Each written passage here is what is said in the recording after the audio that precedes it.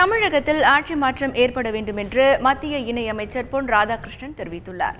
பாஜக அரசின் ஓராண்டு சாதனைகள் குறித்த விளக்க பொதுக்கூட்டம் சென்னை அயனாவரத்தில் நடைபெற்றது.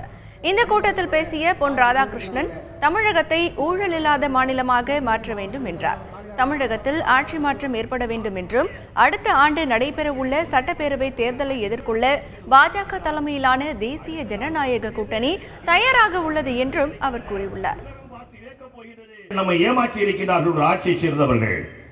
இந்த நிலைகள் எல்லாம் மாற வேண்டும் என்று சொல்லி தமிழ் சமுதாயம் விரும்பியது என்று சொன்னால் வருகின்ற தேர்தல் அதற்கு மிக முக்கியமான ஒரு காலகட்டம். அதற்கு நாம் நம்மை தயார்படுத்திக் கொள்வோம். பாரதிய ஜனதா கட்சி தயாராக கொண்டிருக்கின்றது.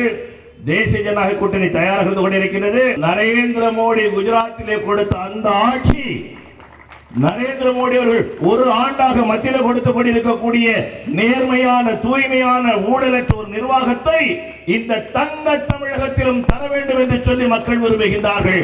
அது நிகழ்ந்தே தீரும்.